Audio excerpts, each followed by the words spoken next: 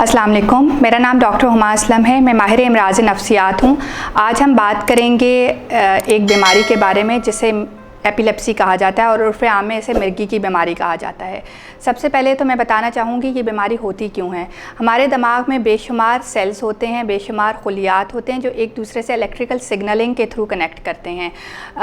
ये इसकी मिसाल इस तरह ली जा सकती है जैसे बिजली का एक ट्रांसफार्मर होता है और वो डिफरेंट जगहों पे बिजली प्रोवाइड कर रहा होता है। अगर किसी वजह से ट्रांसफार्मर बहुत ज़्यादा बिजली देना शुरू कर दे तो बहुत सारे नुकसानात हो सकते हैं। इसी तरह अगर अचानक से हमारे ब्रेन में बहुत ज़्यादा इलेक्ट्रिक सिग्नलिंग जनरेट होना शुरू हो जाए, ये खुलियात बहुत ज़्यादा इलेक्ट्रिसिटी बनाना शुरू कर दे तो उस वजह से मिर्गी की बीमारी हो सकती है।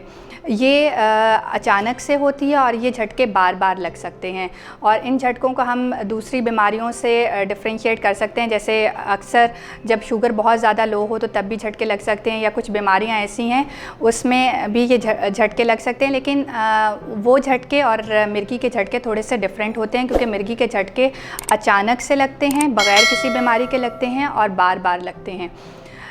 इनकी वजह क्या होती हैं?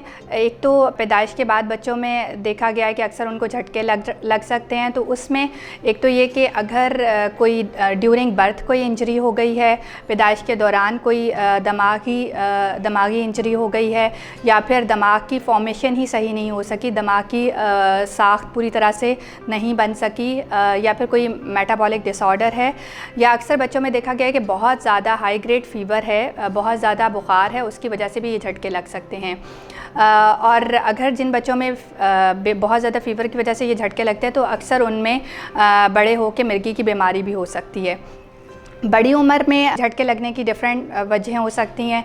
कोई दिल का मसला हो सकता है, कोई इसमें ब्रेन ट्यूमर हो सकता है, कोई ऑटो इम्यून डिज़ीज़ हो सकती है। इस तरह की डिफरेंट बीमारियां हैं जो इन झटकों की वजह बन सकती हैं। और ये जो झटके हैं अगर देखा जाए तो सबसे ज़्यादा ये बच्चों में लगते हैं। मिर्गी की बीमारी होने के ज़्यादा चांसेस बच्चों में होते हैं, या फिर 65 इयर्स के बाद ये बीमारी होने के चांसेस ज़्यादा होते हैं। और कुछ जवानों में या इससे पहले ये बीमारी इतनी ज़्यादा सामने नहीं आती, या ये बचपन में स्टार्ट होती है या आफ्टर 65 ज़्यादा स्टार्ट होती है। और इसमें 30% जेनेटिक कॉम्पोनेंट भी है। अगर वालदेन या फर्स्ट डिग्री रिलेटिव्स में किसी को एपिलेप्सी का मसला है तो 30% चांसेस हैं कि बच्चों में ये बीमारी हो सकती है। और देखा गया है कि 20 से 40% लोगों में ये मिर्गी की बीमारी डिफरेंट नफ्सियाती मसलों के साथ प्रेजेंट करती है, जिसमें डिप्रेशन भी हो सकता है, एंग्जाइटी भी हो सकती है। इसके अलावा जो मिर्गी के दौरे हैं या मिर्गी के झटके हैं, इनको दूसरे दौरों से डिफ्रेंशिएट करना बहुत ज़रूरी होता है। जो एट टाइम्स वो मिर्गी के दौरे नहीं होते, वो किसी स्ट्रेस की वजह से भी दौरे पड़ सकते हैं, किसी और बीमारी की वजह से भी दौरे पड़ सकते हैं, तो उनको मिर्गी से डिफ्रेंशिएट करना ज़रूरी होता है। मिर्गी की टाइप्स पे अगर बात की जाए, ये किस किस्म के मिर्गी के दौरे होते हैं, तो दो तरह के मिर्गी के दौरे होते हैं। एक जनरलाइज्ड फिट्स होते हैं और एक पार्शियल सीजर्स होते हैं। जनरलाइज्ड में जैसे कि नाम से जाहिर है कि ये इसमें पूरी बॉडी इन्वॉल्व होती है। ये या तो झटके लग सकते हैं और ये दोनों साइड्स पे एक तरह के झटके लगते हैं, और या इसमें मरीज़ को मुकम्मल तौर पे होश नहीं होता, उसे नहीं मालूम होता कि उसके साथ ये सब कुछ हो रहा है। और ये कुछ सेकंड से मिनट्स तक के झटके होते हैं, या फिर मरीज़ के पूरे जिस्म ढीला पड़ सकता है, या मरीज़ का पूरा जिस्म में अकड़ाव आ सकता है, या वो 2-3 कुछ सेकंड्स के लिए वो बिल्कुल अपने सराउंडिंग से कट जाता है। तो सबसे ज़्यादा जो इसमें है वो टॉनिक क्लोनिक होते हैं, जिसमें बाकायदा झटके लगते हैं। और ये ज़्यादातर जवान लोगों में, एडल्ट्स में ज़्यादातर टॉनिक क्लोनिक होता है।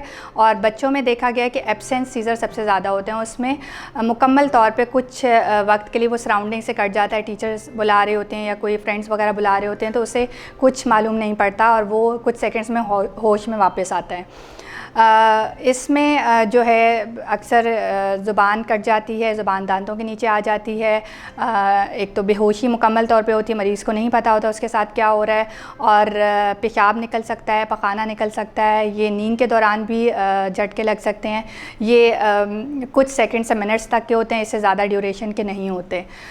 दूसरे पार्शियल सीजर्स हैं, जिसमें जिस्म का एक कुछ हिस्सा इन्वॉल्व होता है, जैसे ये एक साइड पे लगते हैं, इसमें मरीज़ मुकम्मल तौर पे बेहोश नहीं होता, उसके किसी एक बाजू को झटका लग सकता है, एक टांग को झटका लग सकता है, एक साइड का होता है, और जिस साइड का होता है हमेशा उसी साइड का ही झटका लगता है और इसमें मरीज़ मुकम्मल तौर पे बेहोश नहीं होता। तो ये कुछ इसकी टाइप्स थी। अगर एपिलेप्सी को हमने इन्वेस्टिगेट करना है तो इसके दो तरीके हैं। एक तो इसमें एक टेस्ट किया जाता है जिसे MRI प्लेन ब्रेन कहा जाता है विद एपिलेप्सी प्रोटोकॉल, और दूसरा इसमें EEG की जाती है, दिमाग की पट्टी निकाली जाती है। ये दो टेस्ट किए जाते हैं इस केस में। अब कुछ बात करते हैं एपिलेप्सी के बारे में कि जनरल पब्लिक में इसके बारे में क्या सोचा जाता है। तो अभी तक बहुत सारे लोग समझते हैं कि ये आसेब की बीमारी है, कोई जिन का साया है, तो इसको डॉक्टर के पास नहीं लेके जाया जाता और पीरों फ़कीरों के पास लेके जाया जाता है।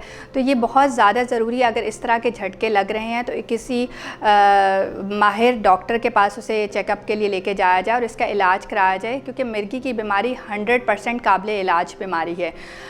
इस दौरान झटका अगर मरीज़ को लग रहा है तो उस दौरान आपने क्या करना होता है, उस दौरान मरीज़ को पकड़ना नहीं है, उस पर बड़ी अजीबो-गरीब किस्म की चीज़ें जैसे जूता सुंघाया जाता है, कुछ पकड़ा जाता है, आपने बस उसको साइड पे करवट दिला देनी है और कुछ देर बाद वो खुद ही ठीक हो जाएगा। और उस दौरान आपने उसके बाद उसको एक प्रॉपर चेकअप करवाना है, क्योंकि ये एक 100% काबिल इलाज बीमारी है। अब अगर आप इसका इलाज नहीं कराते और समटाइम ऐसा हो जाता है कि मरीज़ कोई काम कर रहा है और अचानक से झटका लग जाता है, जैसे वो आग के पास खड़ा है तो खुदा न ख्वास्ता आग में गिर सकता है, कोई स्विमिंग पूल के पास खड़ा है या दरिया वगैरह के पास खड़ा है तो पानी में गिर सकता है, बाइक चला रहा है, गाड़ी चला रहा है तो कोई सीरियस एक्सीडेंट हो सकता है। इसलिए इस मर्ज़ को सीरियस लेने की ज़रूरत है और इसका प्रॉपर इलाज कराने की ज़रूरत है। और जब आप इलाज करा रहे हैं तो दवाई रेगुलर इस्तेमाल करनी है, जिस डोज़ में आपको बताई गई है उस डोज़ में इस्तेमाल करनी है। और इसमें एक जो कॉमन सवाल बार बार पूछा जाता है वो ये होता है कि दवाई कब तक खानी पड़ती है।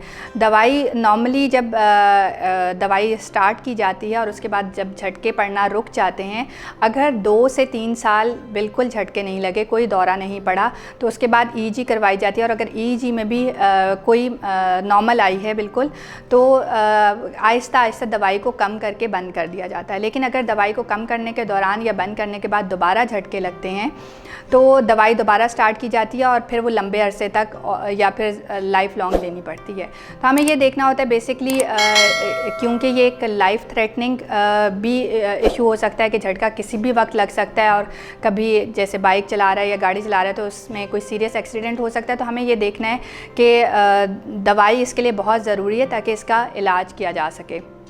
और दवाई लेने के साथ साथ हेल्थी लाइफस्टाइल अपनाना होता है। 7 से 8 घंटे की रात की नींद लेनी है, अच्छी डाइट लेनी है, प्रोटीन डाइट लेनी है, और स्ट्रेस से अपने आप को बचाना है। स्ट्रेसफुल कंडीशन में अच्छी तरह कोप करना सीखना है, क्योंकि देखा गया है कि जब स्ट्रेस ज़्यादा होता है तो झटके लगने की टेंडेंसी बढ़ सकती है। तो इसलिए अपने आप को स्ट्रेस से बचाना है, अच्छी नींद लेनी है, अपनी डाइट अच्छी करनी है, मोबाइल का कम से कम इस्तेमाल करना है, गैर ज़रूरी तौर पे इस्तेमाल नहीं करना। तो ये सब चीज़ें फॉलो करनी है ताकि दवाई के साथ साथ अगर इन चीज़ों को भी फॉलो किया जाएगा तो झटके लगने का चांस कम हो जाता है। उम्मीद है आपके जहन में जितने भी एपिलेप्सी के मुतालिक सवालात थे वो सब एड्रेस हो चुके हैं। अगर आप मज़ीद भी इस बारे में जानना चाहते हैं तो चैनल को सब्सक्राइब कीजिए और कमेंट बॉक्स में मेरे से मज़ीद इस बारे में आप पूछ सकते हैं। Thank you very much.